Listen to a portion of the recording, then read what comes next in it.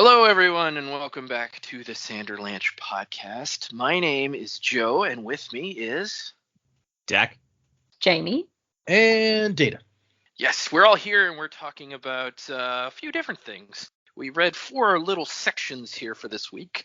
First was the Ars Arcanum from Elantris, and we read about the door and some interesting things about the shard system.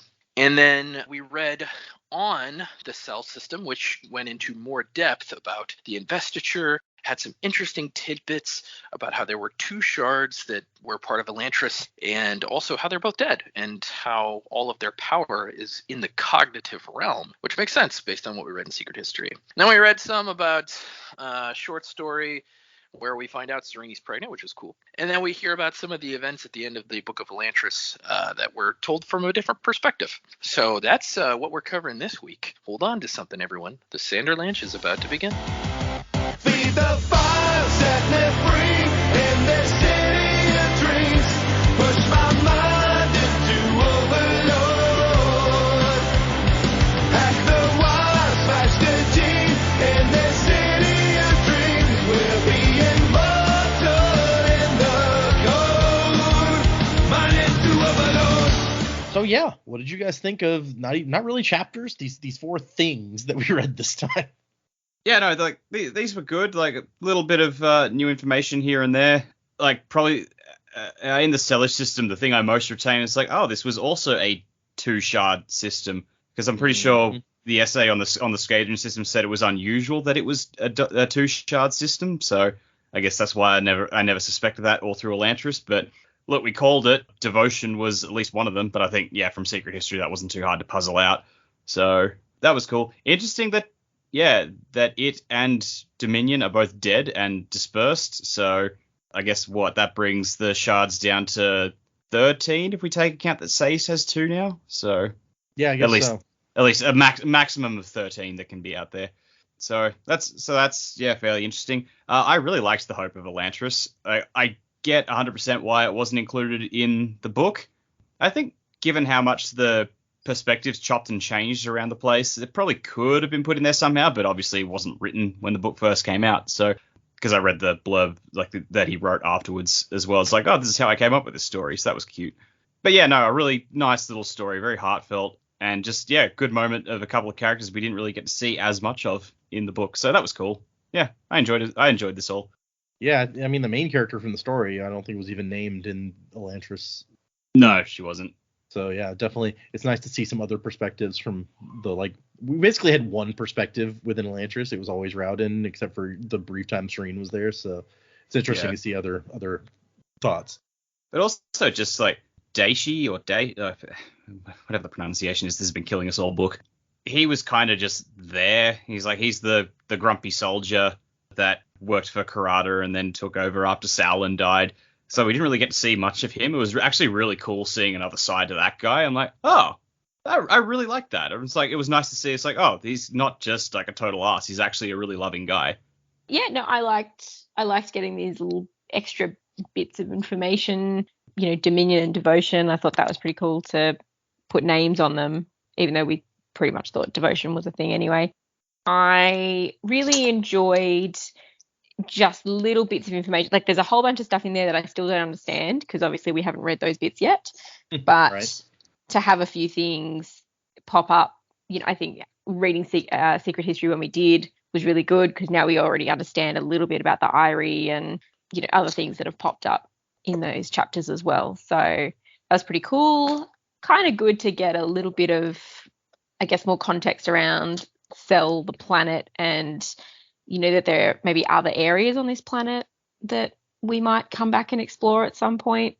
It's not just like Elantris and the countries that we've had in this book.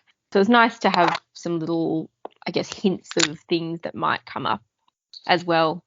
Yeah, and another Hoid story and his little friend up there too. Yeah, good. Always good to get just a little bit of extra information. And yeah, the Hope of Elantris, I actually like that story. I'm kind of glad that they didn't go through and manage to kill all the children. Yeah. Yeah, that made me happy. And also just that the kids were doing really well in New Elantris. and they had their coloured sheets and their shoes and going back to school, and I was like, they were doing really well, and that was really, really heartwarming. Yeah, I mean, during the actual book, I don't think it even ever crossed my mind to like, oh man, No. did they kill all the kids too? But No, I mean, I guess it's not something that I thought of, but it was also like, yeah, well, they killed everybody. Like, it was just Galadon and Karada left. So, I mean, it makes sense that they would have killed all the children, but I'm pleased that that hadn't eventuated. yeah. Also, I like your point about the other areas. I think it's one of my favorite little notes from that the Selish System thing, where it's like, so yeah, there's like 3 major kind of empires or whatever on the planet, and they get by like basically pretending the other ones aren't really important or big enough to worry about. I'm like, oh, well, that's super interesting, actually. Yeah. Imagine having this planet and being able to traverse water and everything and not wanting to explore the other areas. Right? It's weird. Crazy. But what does that do for the magic systems elsewhere? I mean, we've already had little hints at the end of Elantris that you've got other ways to access the door. So what else happens on the planet? I mean, the whole planet was Devotion and Dominion's territory, so who knows? Yeah, exactly. Yeah, I wonder if that was Dominion's influence for them to not like care about the other empires. Or maybe the opposite. It was Devotion's influence. Like, I'm devoted to my kingdom. I don't care about these other ones. Yeah, maybe. But I enjoyed everything for the most part. I actually found the Hope of Elantris kind of boring. I mean, I guess just because it didn't add it did add some extra character development, which was interesting, but it didn't add like anything substantial to the story as far as like secrets or anything like that. So that was kind of a letdown for me. But we got some good tidbits, especially from the Cell System essay and the Ars Arcanum. I really liked some of the things we found out about the shards, and also I feel like the Hoid stuff was really good too. And my guess, based on something that's said in the essay, is that the thing with Hoid was like a dark Seon, like a Skaze or whatever. That would be my guess based on what Data told us. Too, yeah. Yeah, what Data told us last time, and then also just from reading kind of the other stuff. So that was kind of cool that one technically made it into the story, and it sounds like they got like plans or something. But yeah, we'll get into that. So yeah, but for the most part, I liked everything. I probably could have not read the Hope of Elantris, and I don't feel like I would have really missed out, Yeah, okay. Yeah, and that definitely seems to have been a Skaze, or however you want to say it, the mean version of Aons. And I don't remember if it's written in there or if it's just like something that the fans think, but it basically seems like Seons may be pieces of Devotion and Skaze are pieces of Dominion. Yeah, I can see that. But it's also interesting to me that all this talk about Domi in the book, and clearly it's a shortening of Dominion, and they paint Domi as being like this god of love, which seems like it would fit Devotion more than Dominion. But I did not put together that Domi was meant to be Dominion until you said it. Oh, now I feel like a slow idiot.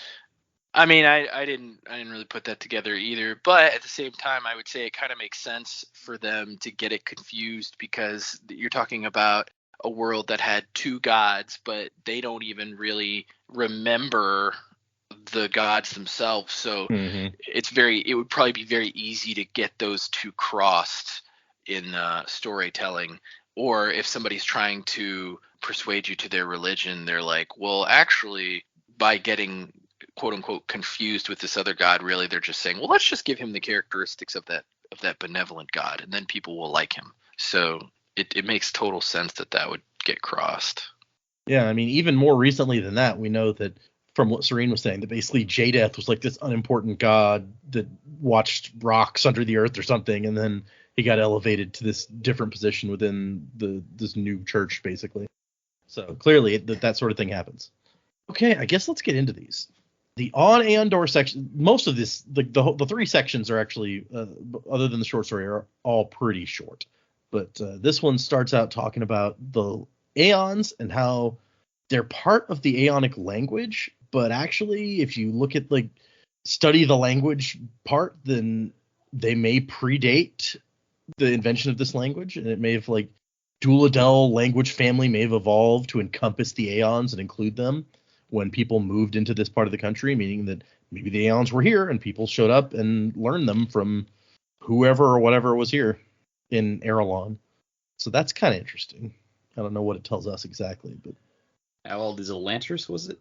Elantris is very old, and in fact, I think Brandon, I don't remember what it says in here, but Brandon has said that it predates the arrival of the Aonic people. So somebody probably lived here and created Elantris before these other people showed up. And then people didn't even start becoming Elantrians until like a few decades after people had settled here near Elantris. Okay. Maybe the Seons taught them. Could be. Yeah, we still don't know anything about where Seons come from, really. It's like, hey, you're gonna come onto our turf. You're gonna learn how our written language. I think the Seons were just all hanging around Elantris, like, what are we gonna do for like hundreds of years or something? Why do we even have doors? We don't have arms. But her conclusion here, because remember Chris wrote the Ars Arcanum, is it's like, who created the Aons, or did like the landscape somehow dictate the shape and sound of them? I don't know, but you can see why this drives my curiosity. Then we find out that Aons, we already knew this. She's talking about Aons have to be drawn exactly right, which is kind of different from how it works in other magic systems, she says, in the Cosmere. Elsewhere, if you think you're doing something correctly, then often it works. But here, even a tiny mistake invalidates the Aeon. You can't accidentally draw an Aeon. She's like, it would be really hard because of how complicated they are, and the fact that only Elantrians can draw them in the first place. But I've tested it, so... How do you test something to happen accidentally? I don't know. She's tested it to her satisfaction.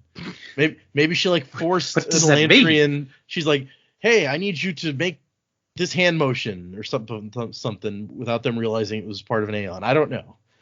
But this raises so many questions. Right? She has her ways. She's just like sitting there with an Elantrian like, okay, I need you to run through a series of tests for me.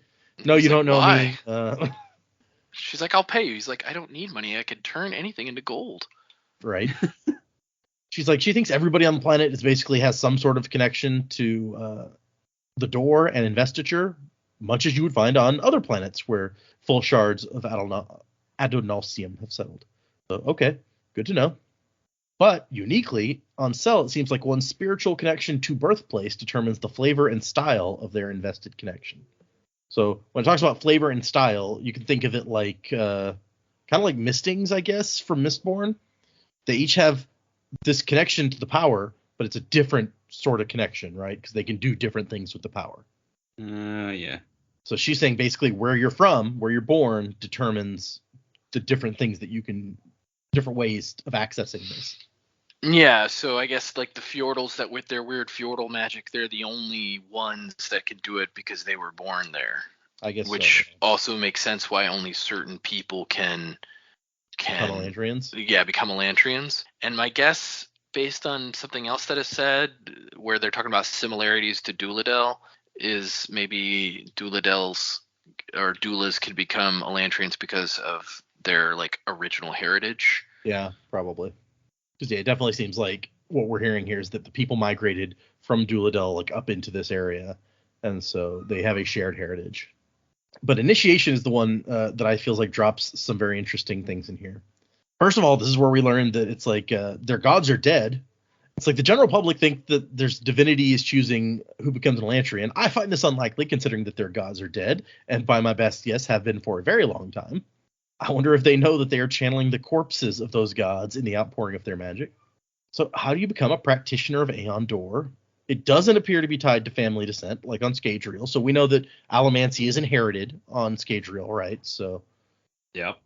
Nor is it a specific shard's decision, as on Nalthis. So here's another planet where apparently the shard decides who gets access to magic. Even Taldane's and Vax's methods do not seem to apply here. So there's two more planets. We don't know exactly what those methods are. Does anyone recognize the word Vax? We've heard it once before. Preservation said that right before he died, didn't he? It was Ruin who said that. Yeah. Ruin. Yeah. Like the redheaded guy who was the shard holder after he died, his like spirit came into the cognitive realm and he looks around and he goes, Vax? Like with a question mark, and then he dies. after Kelsier punches him.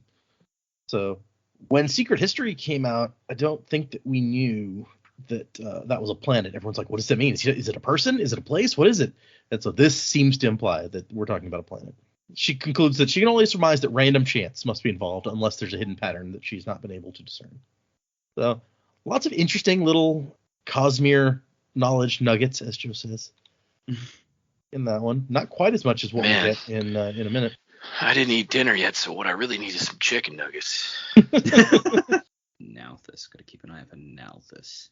So we cut to the secret added thing that slipped in here in the postscript, where Hoid the beggar is up on the mountainside looking at the pool. I assume it's the same pool. Yeah, I think you're getting his name wrong. I think it's the Sexy Drifter.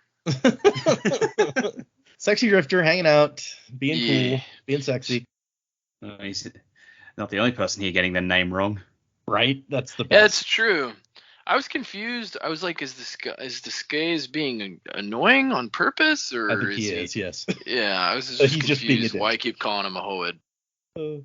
So Hoid is wearing bandages, and remember, I guess, like, we found out that Serenes never saw his face, basically, and apparently he was all bandaged up. Although I don't know that we know that this takes place, like, immediately after the book or anything. This could be much later, theoretically. I don't remember if there's anything in here that locks it down as in a time period. Just based on what he's talking about, I would assume it's like the day after everything went down, because he's making comments about how he didn't change. He thought he might. So I would assume that it's like pretty soon after Elantris is restored. So that would be my guess. It's like it's the day after.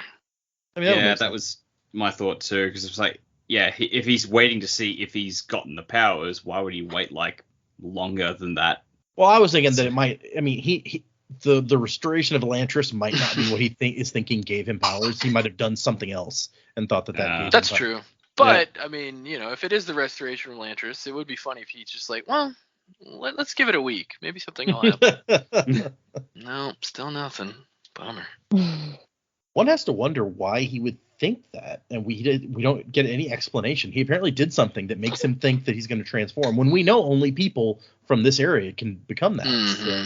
So, interesting. Well, and that kind of feeds into my theory that he was like trying to find the shard, like he's trying to find the power of all the shards and like take the power. So maybe in this aspect, he thought he found maybe some shard power somehow, and thought maybe he'd change. And the Skaze is like, you didn't honestly expect to find yourself transformed? And I was just like, I kind of did. He's looking over his hands, like trying to spot some glowing. Maybe a little, no, okay. And the thing, which I don't think it describes it right away. There's just a voice saying this stuff, and it's like you would have felt the effects earlier. Hoid, he's like, Hoid. That's an important distinction here. He's like, yeah, that's what I said. Hoid. Never mind. And like, he stands up, brushes off his trousers, which sends up a huge cloud of dust. He's like, oh right, I'm wearing a beggar costume. Yeah, all right. This is where he tells us that his companion is a hovering dark sphere about the size of a melon. It somehow sucks in light and doesn't have distinctive edges that you can make out. So he's like a hovering black lightsaber. Pretty cool. Yeah. Ringed with a pattern of misty symbols that ran like a hoop from its top around the side to the bottom and then back up to the top. Speaking of which, first episode of Boba Fett was good. I haven't seen it yet. Neither have I. I'm going to. I just did not. And the Skaze is like, okay, what now? And Hoid, he says, hey, did you know I once ate a live frog? As one does. It's such a random statement. Right? You're just like, oh, okay, where did that come from? Even the story he tells afterwards to kind of explain doesn't make a whole lot of sense. I mean, he's basically saying, like, I don't have it all that bad, but still. I just love his description. Bad enough to be eating frogs. Yeah, well, and he doesn't explain why he ate the live frog either. But I love his description where he's like, it was mostly a frog anyway. It had like an extra leg or two. It was violet, but basically same thing. Slimy, amphibious, all that. Sounds like it was meant to be venomous. If it's all colorful, yeah. Yeah, weird colored frogs normally means venomous or poisonous. Wait, maybe he was trying to get high. Okay, yeah. Are you looking slimy toads? yet satisfying? Is that what we need? A high Hoid? Right. He's not weird enough already. Yeah. I mean, he could only get sexier if he's high. he's like, when I reflect upon my illustrious life, that moment inevitably surfaces as the nadir of my experiences so far. That's a low point for anyone out there not familiar with the term nadir. Yeah, I think we're all verbose and stuff, throwing these big words around. Jeez. And I like this. The Skaze is like, yeah, I thought I'd found my low point also until I met you. And Hoid's just like, hey, good execution on that insult. Unexpected, snappy. I thought you guys didn't have a sense of humor. And the comeback is so, it's like, you think there isn't poignant and undeniable humor in the fact that we are so reliant upon humankind, the entire universe laughs. We'd have to be deaf not to hear it. It's just I like this guy. Yeah, right? It's like this long suffering quality to him. Very different from what we saw in the Aons. Yeah, I definitely need a Skaze by my side, not a. It's like if any of you people out there that have played Destiny 2, it's like the two versions of failsafe, the happy-go-lucky failsafe, and then like the really sarcastic and bitter one. I haven't played this. And things like, okay, so the frog, was there a point to this whole story? And Hoid's like, yeah, so I think back on that moment and I realized something important. And he jumps in that your most awful experiences are never the ones you're anticipating. Which that's a nice lesson to take from that. It's like, no, but good point. Yeah. He's like, I think I'm going to use that sometime. Thanks for that. I realized that as horrible as that was for me, at least I wasn't the frog. And the Skaze actually chuckles at this. And Hoid's like, yeah, they do have a wider range of emotions than I thought. I got to be careful about my interactions with not letting interactions with one member of a race, even a synthetic race, color my view of all of them. There is beauty in every disaster, friend, if you're clever enough to find it. And the guy's like, so, what do you mean? You failed utterly. You're not one of them. You haven't the powers you promised us you'd gain. You've accomplished nothing. So it sounds like he made a deal with these guys of some kind where he promised them that he was going to get powers. Yeah, he told the Skaze, like, follow me and I'll get powers. And they're like, it didn't happen. I feel like, what little we know of Hoid, like, we saw him grab the bead of Laurassium back at the well. Mm-hmm. Like, so it seems like, okay, so your end game is to gain the powers that each of the shards have bestowed upon regular people. If he's trying to become an Elantrian, that fits. And I'm like, okay, so what deal has he made with the Skaze? If their bits of dominion are like, have they promised that if he can get the Elantrian power, they'll show him how to get Dominion's power as well? Maybe. That's a good point. Yeah. But his conclusion is that there's still secrets unknown, and I love a good puzzle. And he jumps into the pool and vanishes. Yeah, and for me, that was like, they say that there's points in every world where the cognitive realm can be reached.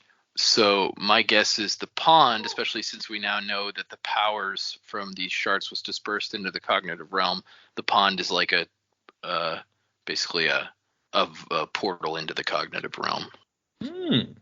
We did see him use the Well of Ascension to transition from the cognitive realm to the physical realm in Secret Histories. So, and they made a point that the pits were like the other point of travel, really. So it seems like I'm pretty sure when we saw this pool, when Raiden fell into it in the book, we were just like, okay, so this is like the concentrated part of the shard's power. I think I made that guess. So I feel like, all right, so these travel points are basically where the power of the shard collects. The pits is where where Ruin's power was. The well was where Preservation's power was. So this must be where Devotion's power was, and they basically use the shard's energy to travel to other places. Yeah, I mean that fits, I guess. Yeah, makes sense. So that little bit was added for the 10th anniversary edition. It never appeared before that, so little bits of interesting information that we get. So I got a question about Hoid, which I don't know if we're allowed to know the answer, but so obviously he's shown up in Elantris and in the Mistborn books that we've seen, and now with all this supplemental material and Secret History and this little tidbit here, obviously people can see he's working behind the scenes and doing a hell of a lot across the Cosmere. When did he What came first? So Elantris was the first book published, and then I think you said Mistborn was one of the next ones after that, and he's obviously in both. Did people freak out online when they realized, hang on, what's this guy doing in both of these? Or was it already revealed that he would be traveling between places or something? I don't know. It is definitely something that people discovered as things went along. And like I said, this bit was added 10 years later. So in the original version of Elantris, all you had was like his name mentioned the one time when he's helping Serene. And he still turned up. People were able to tell it was him. Right. And so then he turns up in Mistborn, as also a beggar, and people are asking questions like, wait, what's this? Is it a coincidence that there's two guys with the same name? Because once again, and also Secret History didn't come out for a long time. That's a very recent release. So there was a lot of mystery and a lot of theorizing about, is this the same guy? Is this different guys? Is there relevance? Is there not relevance at all? Is it a coincidence? Maybe like Brandon has a friend with this name and just uses it repeatedly. So there was a lot of theorizing, and in more recent years, it's become more clear like what's up with this character through stuff like Secret History. Right. So you guys are getting a bit of an advantage to be able to get this extra added stuff right off the bat. Oh, I feel so special. Cool. Okay, we're over to the Selish System essay, also written by Chris. And really, I love the star charts at the beginning of each of these essays. They're like my favorite thing in these books. Yeah, That is pretty in this cool. book, rather. Yeah. Wait, am I remembering correctly? In the last system, it was just the one planet and the sun, right? There wasn't like other planets. I was pretty fascinated that there was multiple planets in this system anyway. I'm looking at the map now. It looks like I think there are a couple of other planets, but they're so far back that they can't get any heat from the sun or anything. Gotcha. Yeah. Interesting. Both, now that I'm looking at the Scadrian system versus the Selish system, they both have a comet belt in them. Weird. There are two like gas giants kind of at the outer part of the system, and there's also a couple dwarf planets. But within the habitable section, there's Scadrial's new orbit and Scadrial's old orbit. That's what shows up there. Right on. And I think she even mentions in the essay, like I don't think it's a coincidence that there's like one planet here, and that it's lucky that there is, because with how much it's moved around, that could have caused some problems if there was another one to run into. So, okay, yeah. The Selish system, central to the planet, is Sel, home to multiple empires that uniquely have remained somewhat ignorant of one another. It's kind of willful ignorance, with each of the three great domains pretending the others are mere blips on the map, barely worth notice. And we will see a little bit of what that's talking about in the next story we read. Planet's a little bigger than normal, 1.5 Cosmere standard, which Cosmere standard is based on the original planet. Where Chris is from. No, not where Chris is from, actually. Chris is from someplace else. Yolen, that's the name. The original planet where humans are from in the Cosmere, that when they created humans on Scadrial, when the two shards got together and made a planet, and humans, they were kind of mimicking Yolen with that one. So, and Yolen is basically Earth. It had Earth animals and Earth size and stuff. So it says 1.5 Cosmere standard. It's 50% larger than Earth. And she says she's talking about the amount of variation you can find on this one planet: snow-covered plains, expansive deserts, etc., which, in fact, I would have found remarkable upon my first visit had I not by then discovered that this was the natural state of many planets in the Cosmere. So what we can take from that is the planet she's from is not like that. Sel's notable for being dishardic, one of the few planets in the Cosmere to attract two separate shards. So she's not saying it doesn't happen. There's a few of them, but there's not many. Wow, dishardic. I definitely read that as dishardic, which is definitely not the word. And I was like, oh, that's kind of a cool word, dishardic. That's a cool made-up word. Dishardic makes a lot more sense. She says she thinks that early on the shards didn't really care much about humans, and society slowly developed, discovering the powers that permeated the landscape. Hard to determine now, however, as at some point in the distant past, both devotion and dominion were destroyed, their investiture, their power splintered, their minds ripped away, and their souls sent to the beyond. So, what the hell destroyed them? Yeah, that is an excellent question. These are two pieces of God. What could do that? And at this point, the bulk of the investiture that made up the two powers of these shards is trapped in the cognitive realm. Now, it's not something that we're real familiar with at this point, but generally how investiture and how this power works, this godly power that you're accessing for magic. So for me, it's easier to think about it in terms of Mistborn. It always talks about the magic coming from the metal. They're burning the metal and getting this power from it. But in reality, what the metal does is it taps into the power of the shard, and most of the power exists in the spiritual realm, which is, it doesn't have a geography. It doesn't have, I'm not even sure that time is relevant in the spiritual realm. It's just everything there at one time. So all this power hangs out there in this infinite realm, and you draw on it by when you're using whatever magic it is. So the metal's kind of like a key that determines how the power, when you draw it, how it comes out. So all the power of these shards was mostly in the spiritual realm. That's where it hangs out until whatever or whoever, I guess, killed them, did whatever it did, and it took all that power and dumped it into the cognitive realm where it should not be. So collectively, these powers, which have a polarized relationship, are called the door, and they're basically trapped, bursting, wanting to escape into somewhere else. And because the cognitive realm has distinct locations, unlike the spiritual realm where most investiture resides, there she said it, magic on Sel is dependent upon physical position. Where you are, what the language and stuff is, directly shapes how the magic is pulled out of the cognitive realm and put to use. And she feels like the way this works is gradually changing things on this planet, and maybe the landscape itself has become invested to the point that it has a growing self-awareness in a way unseen on other planets. So that's possibly disturbing that your planet may be becoming self-aware. Oh no, it's going to take the form of Kurt Russell. Or it could be there's a planet in the Green Lantern Corps, right? That dude's cool. Oh, Mogo? Yeah, that sounds right. Yeah. I don't know how this has happened or what the ramifications will be, but I've begun to wonder if something greater is happening on Sel than we at the Universities of Silverlight have guessed. So this may be the first mention of Silverlight also. So apparently she's at a university in a place called Silverlight. It's a place I want to go. Sounds like a hip place. Learn some good stuff. I don't know if she's a professor or what her deal is, but honestly, it sounds like it could Professor be. will help. It sounds like it could be a university in Elantris. I mean, Silverlight, that's kind of their thing. Oh, indeed, that's an interesting point, yeah. Maybe they just have a different name for it where she's from. Yeah.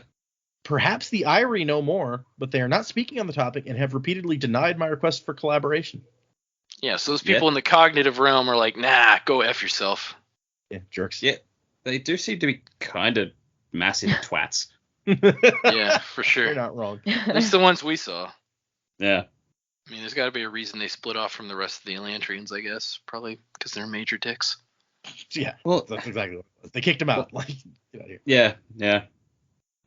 And ironically, it's like if they were Elantrians and got kicked out, they weren't affected by the The Rayod, yeah. Rayod? Yeah. I always get the Rayod and the Shayod mixed up in my head. I know, they're so similar.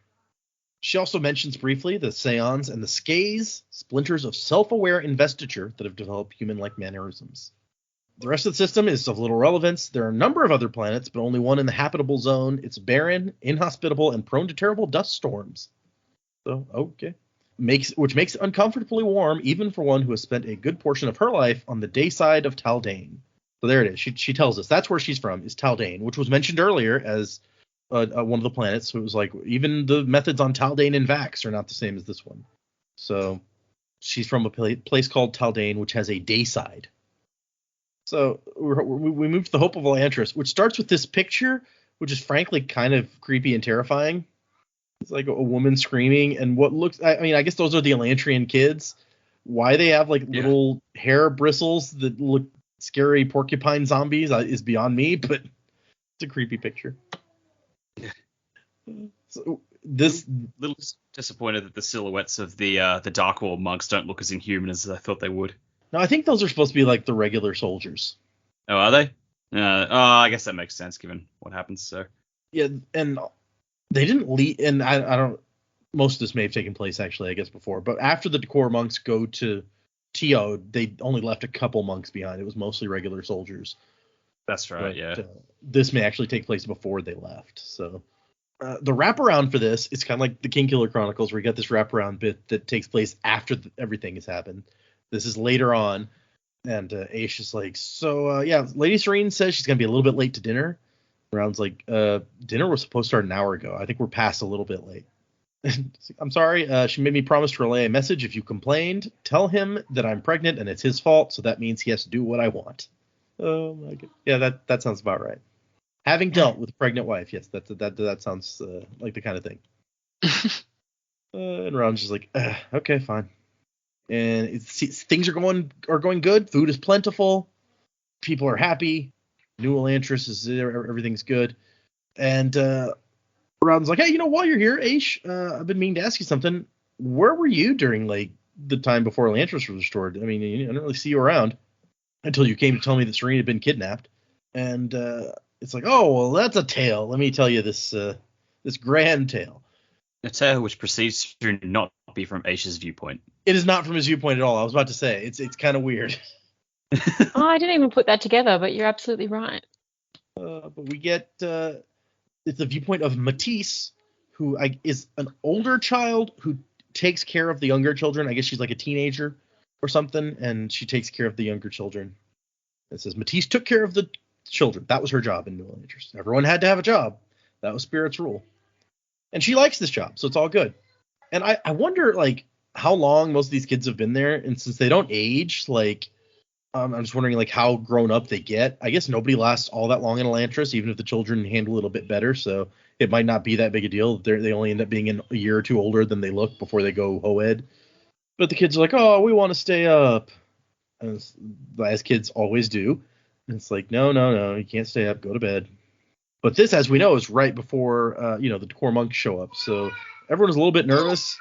Galadon has been sent by Rauden here to teach everyone some Aons to try to defend themselves. He was like, I don't know what's going to happen, but I'm worried something's going to happen, so get everybody ready. I guess this kind of explained at the end of Elantris when Galadon shows up in Teod with all of them and is shouting which one to do. I was like, how would they all know which one to do? Because he taught them here. Yeah, he's been drilling them. Mm.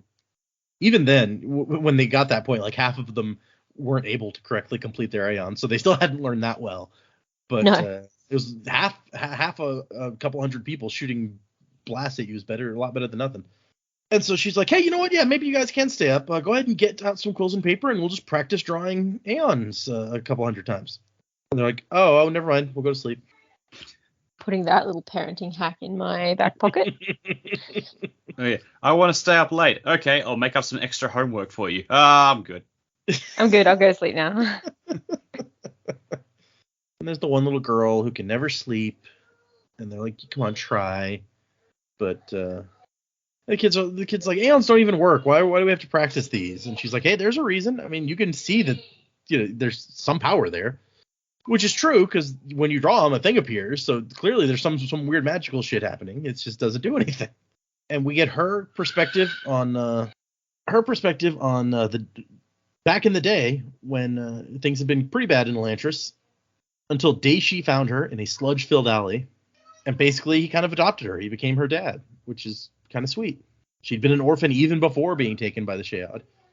One day she just started calling him father, and he didn't object. So it's kind of nice.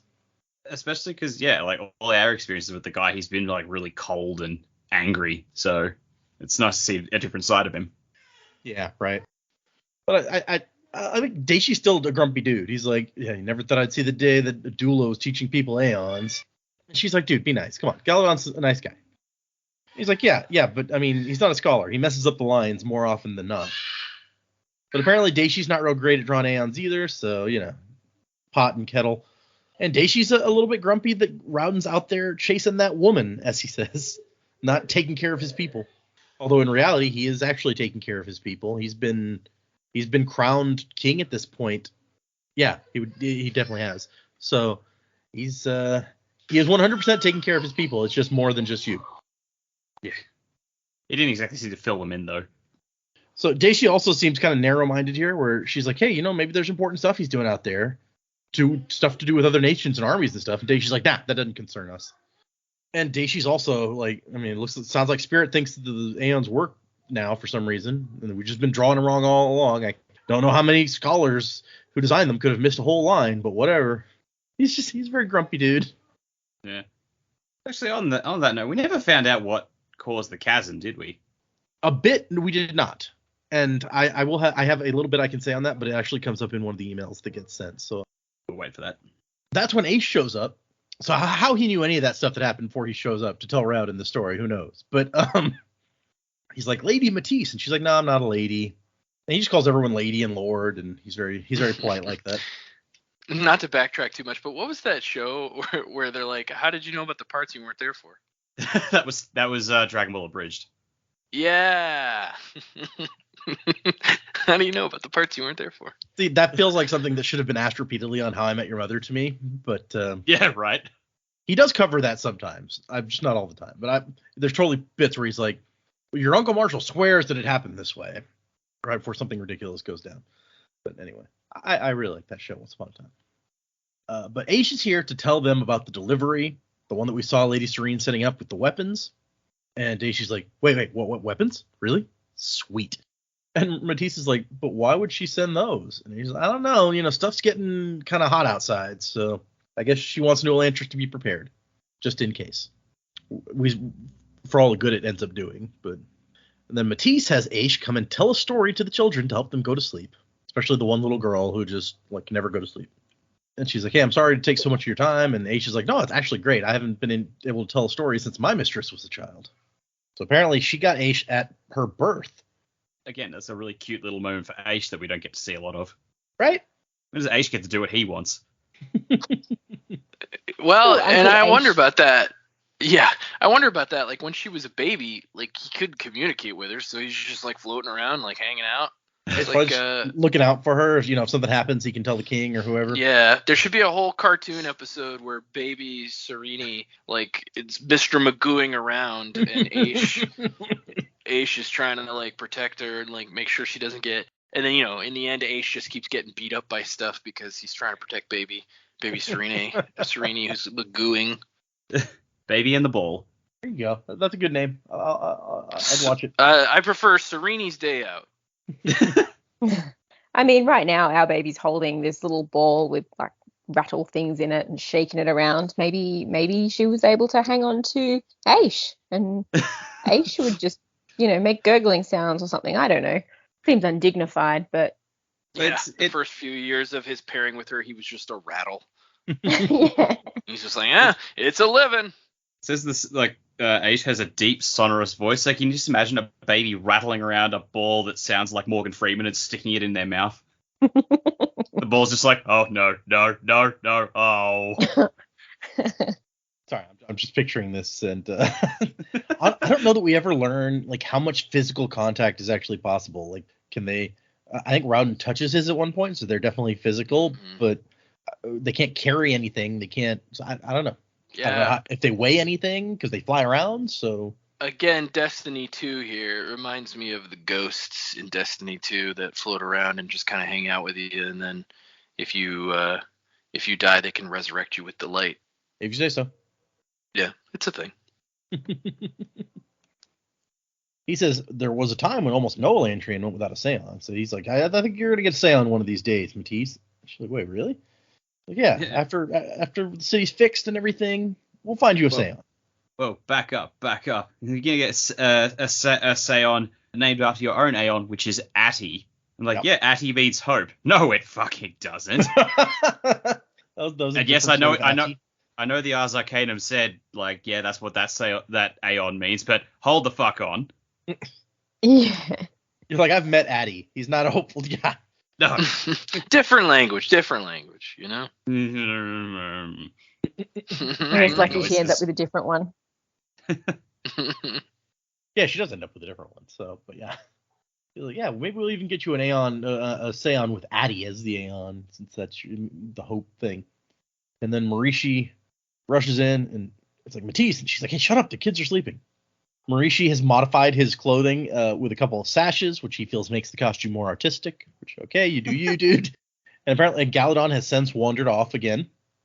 So Daishi's out teaching people how to use the new swords that came in, and Galadon is who knows where. I think he's actually in the library, is what we figure out. But because he says him and Karada were in the library when the attack happened, so that must be where he's gone to. Man, this sucks. You're in charge, Marish. Make sure people don't kill themselves, Marish. No, they never tell you what they're actually doing. They go and have secret conferences without me.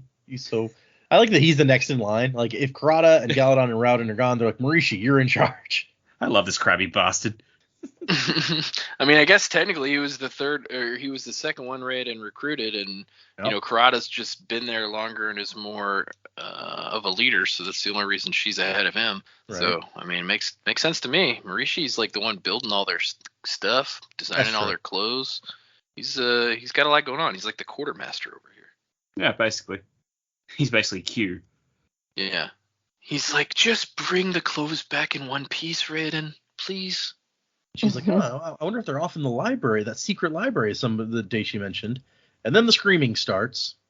And that's, they're like, oh, this is not good. And Aish goes to check it out. And the kids who are awake, or the older kids, are like, hey, what's going on? We want to find out. And they're like, no. And then they decide that they need to wake up all the kids again after they just got them to sleep. It's like, have them put their shoes on. Never wake a sleeping child. Not even if there are guys with swords coming up the road. I mean, I feel like, yes, you could probably wake them then. Yeah, I mean, come on. Aish comes back. He's like, soldiers, they're attacking New Elantris. They wear red and have the height and dark hair of Fjordals, and there's hundreds of them. Some of the soldiers are fighting, but there's too few of them. Elantris is already overrun. And she's like, no, this can't happen.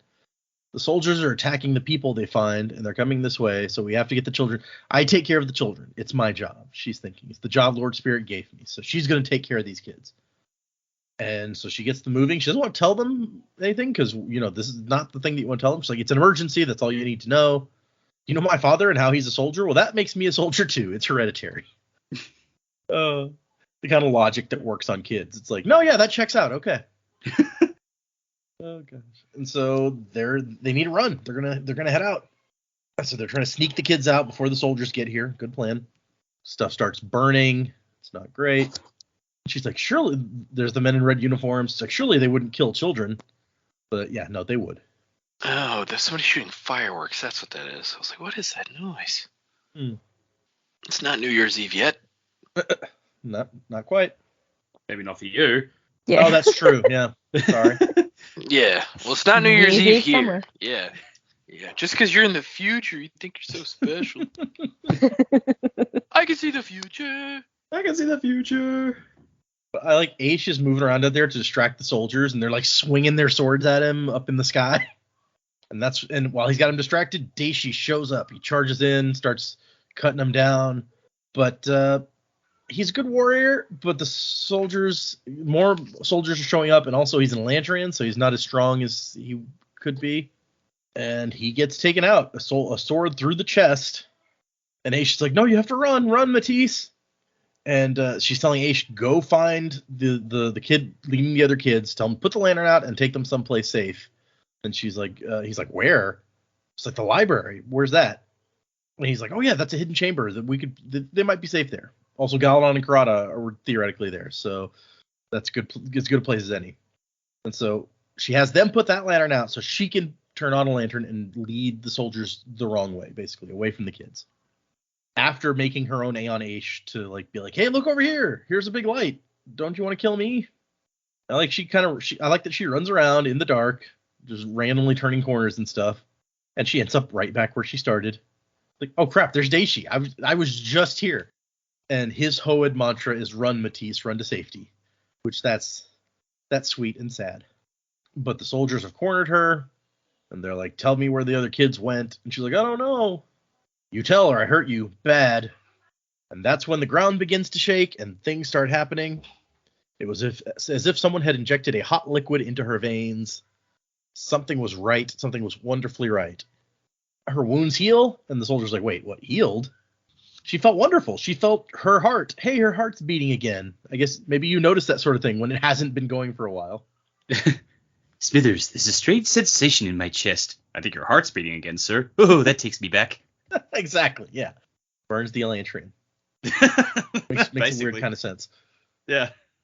So I'm invincible. But no, even a slight breeze, invincible. And then as the guy's about to take out this girl, who's a newly minted, for real Elantrian, a voice is like, hey, I think you missed something, friend. The light healed her, and it healed me too. And there's Daishi, back to his full strength, or even greater strength, because he's an Elantrian now. He's all silvery and glowing. I think Destiny totally ripped off Elantris because the light's healing him. That's totally a thing. There's ghosts that are like Seance. Yeah, there's light healing you. It's all coming together now. Are you saying that Aishi is Peter Dinklage? Oh. Nah, they replaced Peter Dinklage with Nolan North. Oh. They I can see she is Nolan North, yeah. They redid all the dialogue with Nolan North because Peter Dinklage shat on Destiny. Oh, Dinklebot. Yeah, Dinklebot. R.I.P. But I like that it ends. He's like, "Where's the other children, Matisse?" And she's like, "I took care of them, Father. Everyone has a job, and that's mine. I take care of the children." And so we cut back to Rowden, who's like, "So what happened?" And she's like, "Oh, I led him to the library, and Galadon and Karada were gone. Must have missed them. But I hid the children in there and kept them calm by telling them story." And this is definitely the part where he should have been like, "How did you know about the parts you weren't there for?" Yeah, exactly. Also, you didn't tell the end of your story, man. Like, Yeah, you just were I like, asked oh yeah, we took the you kids. what happened to you, and you told me this whole big thing about Matisse, and like, I mean, that's cool and all, but that's not what I asked. But we find out that they gave Daishi 2 Seons from people whose masters had died and had no one to serve when their wits were restored, in thanks for his service to New Elantris, and he gave one to her. Ron's like, "Oh, did she actually end up with Aeon Addy after all?" And he was like, "No, I believe it was Aeon Ayo." I don't know how you say that exactly. I just imagine like that's Freddie Mercury at like on the stage going, "Ayo." But that one means bravery. Yeah, Joe actually asked me before we started if he was supposed to read the postscript, and I was like, "Nah, you don't need to read the postscript. It's not a big deal." But Dak clearly did read the postscript, and it is kind of a sweet story I about didn't read like, it. it's just the name Matisse comes from like he was dating the person who would become his wife, and one of her 8th grade students, she was a teacher, was named Matisse and had done a book report on Elantris without knowing that her teacher was dating the person who wrote Elantris. And so that's kind of the source of where this character came from. I mean, really just adds the whole Brandon will just name every single character after someone he knows in some way. So exactly. We have seen this before. Okay. Let's we'll do a quick predicaments. I don't know what you guys could predict at this point, but if you have anything or any final thoughts on, since we're wrapping up Elantris in its entirety at this point, any final thoughts on Elantris or anything related to that, feel free to throw that out. Prediction. I predict we will read something else. I feel like that's a safe prediction. I feel like I said kind of my piece on Elantris last time. Yeah, I think the book was good. I as a standalone work, I think it worked pretty well. I had some issues, like I said before, with kind of the style, but that's my thing. But yeah, it's good. It's all right. I think I enjoyed the Mistborn story as a whole more, even though I picked at it more than Elantris, but that's because there's more material to pick at, Like, I love, I think my favorite book that I really like to pick at is the 3rd Harry Potter book, because there's time travel, and that just, like, futzes with a lot of stuff. Oh, yeah, it does. Yeah. Time travel always does that. Yeah, like, there's so many things in Harry Potter, I'm like, wait, now, is Hermione older now because she time turned a bunch? Like, does the person that gets time turned, do they keep aging at the same rate, or do their aging stop while they're reliving their past? Like, all sorts of weird stuff. Breaks my brain. Yeah, because it's like, okay, we're going into Harry Potter now. Let me break it down for you. If she had to turn time back at least 2 hours a day to get to all of her classes, and we assume they only have class on weekdays, and we know that from September to June they're in class, and there's like maybe a week for Christmas break or something. So 2 hours a day, 5 days a week, so you're looking at 10 hours of time that she's redoing, basically. And that happens over a span of, let's say, six weeks if we use the American system. So 6 times 6 is 36, so 36 times 10. So that's 360 hours older than she was before, if that's how it works. Mm. Okay, I buy it. Yeah, it's weird. Weird thing. I did have a random thought, like just I think like early on when we were talking about who would play these characters if in a movie or anything. For some reason I have in my head it's like maybe Tom Holland could do Raiden, maybe. Okay, I can see it. Yeah, and Elle Fanning as Serene would be good. Sure. Yeah. They'd have to give her some major lifts because Serene's supposed to be really tall. I think Elle Fanning is Yeah. super tall though. Like she's Yeah, she's in this movie. I mean, granted, it's a movie with Peter Dinklage, but like she is really, really tall. Let's see. Well, we know He is that 5'9". Oh yeah, that's not that tall. We know that Tom Holland's pretty short. I think he's like 5'7". Well, let's find out. Hold on. Google will tell me. He is. Let me find out. She just has to be 170 taller than everybody else. Yeah, yeah. So they just shoot her like on a hill.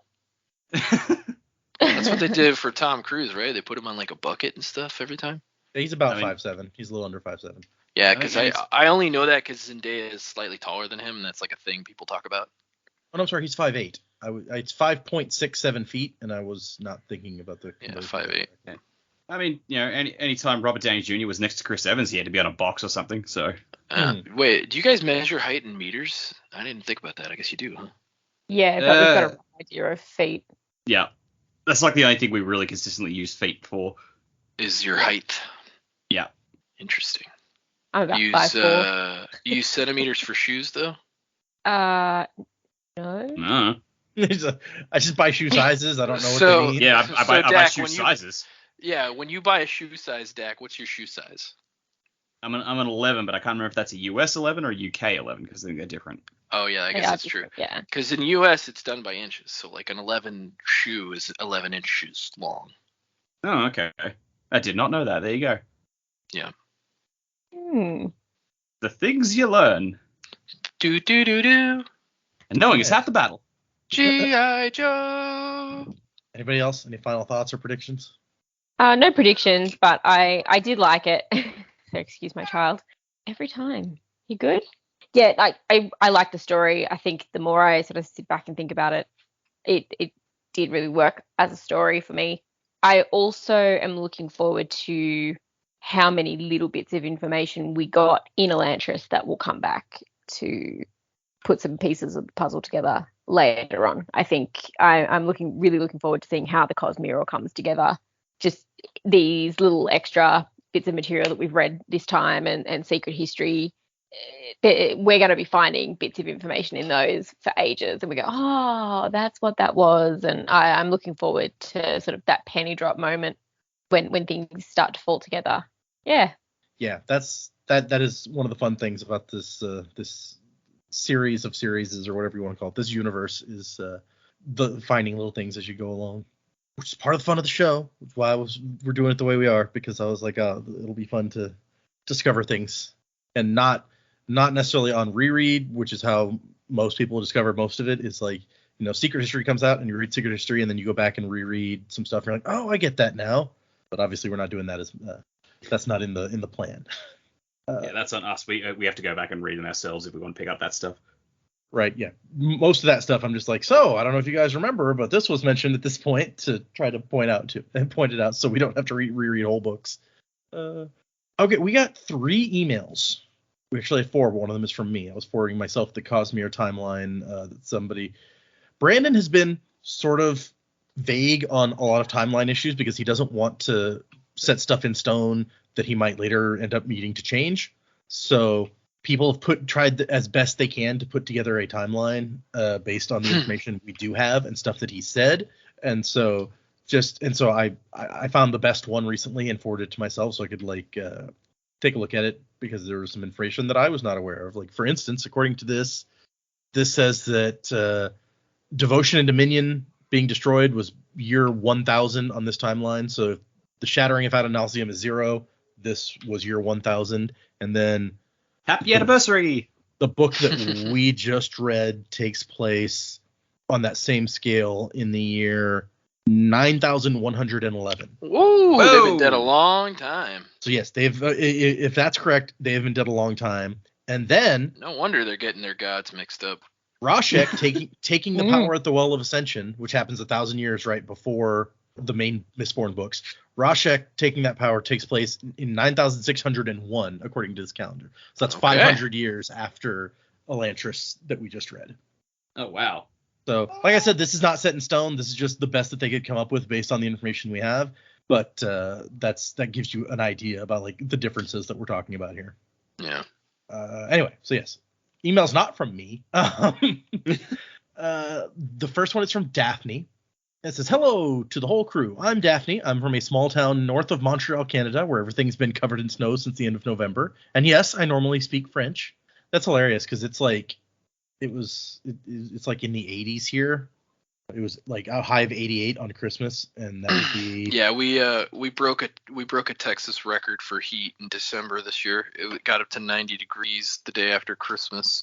our high on Christmas Day was 31.1 degrees Celsius for Celsius users. So it was warm. Yeah, that's pretty warm for us. It's about on par with Oddly, we were that's on about Christmas. how warm it was here. That's Yeah. funny. But we're in winter and you're in summer, so Yeah, we Yeah. have an excuse. yeah, exactly. She says, I've been reading along with you and listening to the podcast since the very beginning, and I just finished Elantris. I couldn't wait for you guys to come back from your break, sorry. I'm a first-time reader, and I'm enjoying listening to your discussions. It makes the reading experience so much fun. I really liked Elantris, but the ending left me with so many questions. I know this is a standalone, but I feel like a lot is left unresolved. So she's got several questions, and she's like, and I'll go back to them in a minute, but she says, I've tried finding answers to these things on Reddit and online, but it's really hard because there's so many spoilers out there. So if Data can answer a few of these, or if you guys have the same questions and want to discuss them, then that would be nice. So Look, we're 4 books deep. I've just come to terms that there are going to be unanswered questions. one of her questions is, how are Seons created? And all I can say on that is something Brandon has specifically called out, that if he ever gets around doing a sequel to Elantris, that is something that will probably be addressed there. Second question is, what caused the chasm? Was it really simply a natural disaster? So there is somebody's asked Brandon, and I brought up the exact question that they asked, but they're like, so was the Rayod a natural event? So that's the fall of Elantris. And he's like, okay, well, that's kind of a weird question, because it's like, well, somebody says, you said that the earthquake, that's the earthquake that created the chasm, was not caused by natural events. And he says, okay, yeah, it's complicated because the earthquake was not caused by natural events, but the Rayod was a natural effect of the earthquake. So the Rayod is natural, as in a natural result of what happened, but the earthquake was not natural.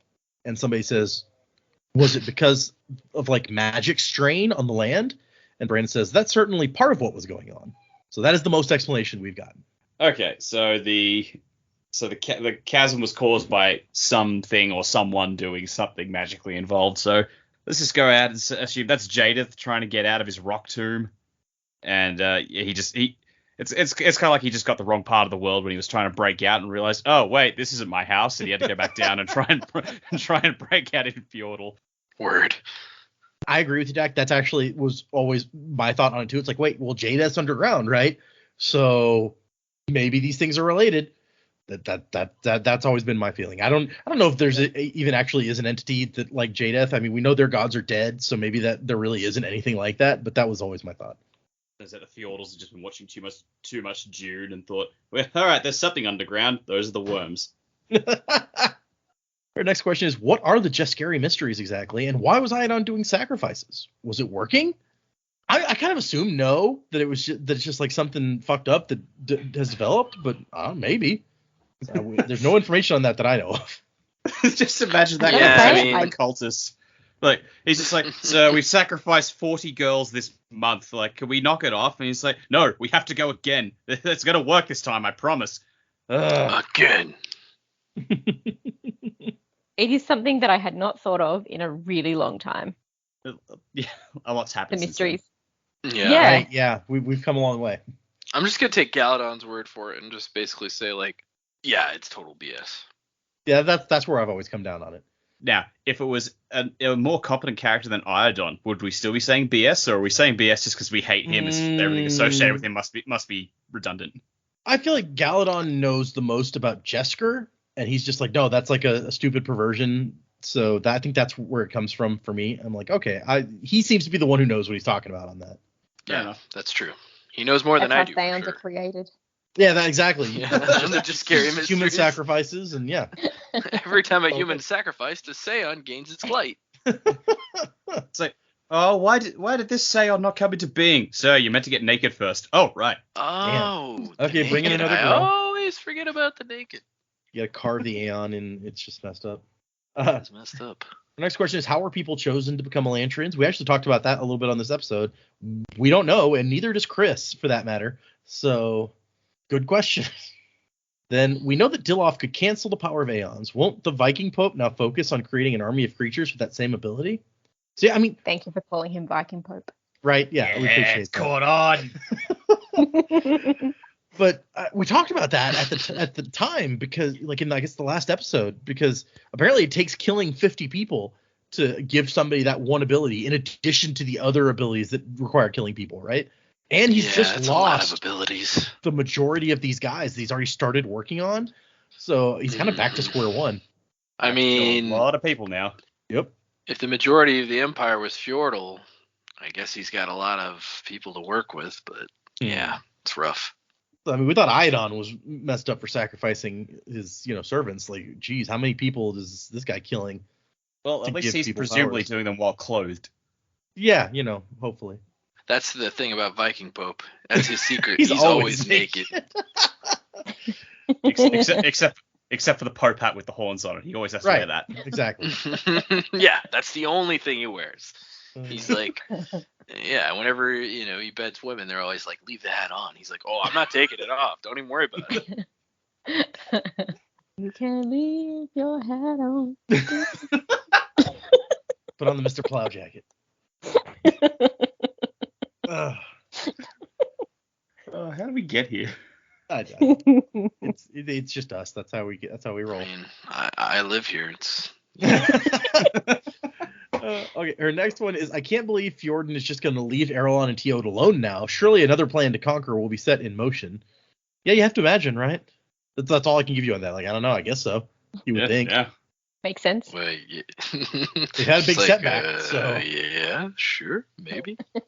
Why did Serene's father decide to take the throne from Keen? And everybody is okay with it now that it's known. I mean, we talked about that in the last episode, which hasn't come out yet, so you couldn't have heard it yet. But like the background on that, or maybe it was the episode before the last one. Either way, when this email was sent, that hadn't come out. So that's some information on that. But I agree. It feels weird that everyone's okay with it. Maybe everyone just really hated Keen in Yeah. in Teo. Yeah. He was so absent, so Yeah, I we're mean, kind of it's like expecting the him. prince. Yeah, the prince versus the guy who's attacking your kingdom. Her last thing is, if you guys are looking into for another fantasy series to read just for fun, I strongly recommend the Farseer trilogy by Robin Hobb. Actually, the whole realm of the Elderlings is wonderful, and I feel like you guys would love it. I have read the first trilogy in that universe. I thought it was okay. I liked it enough to reach the end of the trilogy, even though I had problems with it along the way. I did not like it enough to then go and continue into the rest of the universe. I have had several people recommend Robin Hobb to me, so I really should get on that. Although I guess at the time that I read the trilogy, there was only one other book in the universe, so I said that weirdly. Like, yeah, I didn't want to read the rest of them. I didn't want to read that one other one that eventually turned into more. But Yeah, screw it. I don't want to read that. so that was Daphne. Thank you. Thank The you. next one is from Michael, who says, "Hello, Sanderlanche crew," with an E. Just listened to the next to last episode covering Elantris, and I'm so excited for y'all to finish this story. It sounds like the reading schedule has tightened up a bit for the recordings over the holidays, and what a convenience that is over the Sanderlanche itself. Oh, because we're going through the part of the book that's the Sanderlanche. Sorry, I was lost for half a second. Even without a week to ruminate on the ideas and chapters, you're still able to come up with delightful predictions. I don't know if that speaks to the imagination of the group or the sheer possibility for anything to happen during a Sanderlanche. You're all very clued in, folks, and I'm sure someone got it right or got it close enough to be satisfied in the final episode's wrap-up. I don't know that anyone managed to predict the crazy shit that happened in the last section. No, I think that one alone yeah. was- I don't think we predicted that. I kept thinking that they weren't going to be able to fix it. Right? But I think I was, honestly, if we hadn't read Secret History, I may not have made that jump. I kept thinking the people in the Eyrie were people from the future of Elantris, and so since they were still all messed up looking, I just made the assumption in my mind that that they were not going to be able to fix it all the way. Yeah. I guess if what we learned was true, then or I mean if this timeline is correct, then it's actually like the people in the area are 1,500 years before when we first saw them in Secret History. Right. I'm still riding high on the Dreyok crush throat prediction that we randomly Yeah. stumbled across. Yeah, that's probably our biggest thing. Yeah, it was pretty awesome. It's true. This is a good one. I think that I do remember there was an email saying it's like, oh, if someone made a joke that turned out to be true. I'm just like, well, it has to have been that one because we made such a big thing of it. I'm pretty sure we've done that before with like jokes, aside jokes, but that was the first one we wrote as a big thing. Yeah, I almost wish it hadn't been true so that we could poke fun at it more. Because now that it's true, it's like, I don't know, it doesn't feel as ripe. Yeah, it's not as funny when it's true. He says, I'm so glad everyone seems to enjoy or mostly enjoy this work. It's a delight to get back to this story, and I know we all enjoy listening to the climax of the story along with y'all. Very excited for the next story, which I assume will be standalone. Either option taken are both my favorites. You all are exactly right about the great avenues for spin-off stories. What a shame Cell Elantris is on Brandon's back burner and the Cosmere is already so vast. It may not be dinosaur erotica, but this would be some great fan fiction to write and read. Loyal listener. Yeah. Dinosaur erotica. Man, I've really slowed down on my YouTube channel. I've been busy with work and stuff. I need to drop some more videos, but I haven't had time. What other spin-offs did we talk about? Because we talked about one today, but I'm trying to Talk about like remember. Galadon and Drayok and a couple other yeah. possibilities. Yeah. It's like Galadon and the schoolgirl. You know, something. Okay. That's a Who's Line joke. Nelson mentions further down that he's a regular user on the Discord and he feels like maybe questions have slowed down because people can go and ask things on the Discord, which That's fair. So yeah, that could be part of it. We're on the Discord. Why is the community keeping us from answering questions? I'm just kidding. Let's see how many people are signed up on. We've got we've got about 50 people registered on the Discord. There's probably not nearly that many who use it regularly, but that's cool. The number. That's pretty good. Yeah, I'll take it. We're shutting the Discord down. No, that's not true. Don't listen. The last email is from Bradley, and he says, hello, I've been listening to the Sanderlanche for a while, and I wanted to chime in saying I enjoy it quite a bit. I hope you all have been enjoying your trip through these first couple of books. I do have one concern. I'm worried that data mentioning information about future books could lead to disappointment or frustration for Jamie, Dak, and or Joe. For example, data describing the Mistborn book as the first Mistborn book as a self-contained story, which caused one of you to feel disappointed with several unanswered questions remaining. I'm concerned that Data did a similar thing with Alloy of Law by describing it as a Western, when in my opinion, it's the prologue is a Western. Well, it's fine. He's guiding. He's our Sherpa. Wasn't the greeting from the place of Canada, Bradley? I just had to read the sign off. That was good. Oh, come on. Let's keep the spook talk to a minimum, okay? It's not wrong about Alloy of Law exactly. I tried to describe it in the past. It's part Western, but it's more like the end of the Old West sort of thing. Like Red Dead Redemption style. Like Red Dead Redemption is always what I have thought about in relation to it. Yeah, and it's probably in general more urban than Red Dead Redemption. It'd be like Red Dead Redemption if most of the story took place in that one town that's there. Maybe like Red Dead Redemption. Red Dead Redemption, but it's like does it have like some steampunky aspects? I wouldn't really call it steampunk. People have called it steampunk, but I don't really think that that applies. It's really it follows a very Earth technology progression, except built in with how Allomancy would affect these things. But anyway, we're gonna get there before too terribly long, so I won't go into it much. But there's somewhere between like the twilight of the Old West and the Roaring '20s. Yeah, no, that's actually pretty good. A pretty good way to look at it. Sherlock Holmes, the second one. But anyways, so those are our emails. For next time, we are starting The Emperor's Soul, which I did mention last time. That's where we're going next. The Emperor's Soul is divided up not into chapters, but into days. So, and the days are not, I almost said not sequential. They do go in the correct order, but they skip some in the middle. So what we will be reading for next time is the prologue of The Emperor's Soul, which is in the Arcanum Unbounded book that you guys have. It actually starts right after the Selish System, I think. And we're going to read the prologue, day 2, day 3, and day 5. So that is for next time. We're going into the Emperor's Soul, which takes place on Cell. We're still on the same planet. But you remember when it talked about how like there's different empires and they kind of ignore each other. This is a different one from where we have been. Cool. So that is for next time. 4 chapters, essentially. Prologue, day 2, day 3, day 5. Just so I have it, like, what's after day 5, so I know where to put the marker and say stop here. After day 5 is day 12. Okay, so if I see day 12, that's the okay, there we go. Thank you. Okay. If anyone would like to send us emails, the address is thesanderlanche@gmail.com. You can find us on Facebook, and I almost said Facebook Marketplace for some reason. We're not there. Don't look there. We're not selling anything yet. No. Instagram, Twitter, all that sort of thing. Send us things, comments, likes, whatever you want to do. We're on YouTube. I haven't updated the last couple episodes to YouTube yet, but they'll get there eventually someday. Yeah, man, you did a good job. You got them all up. Yeah, Quick. we're much more caught up Yeah. than before. That's the important thing. We're making progress. But yes, going into the Emperor's Soul, which I love. I really love the Emperor's Soul, so I'm excited to do that for next time. And music by Miracle of Sound, and Wuzzing to the Time of Next. Colo?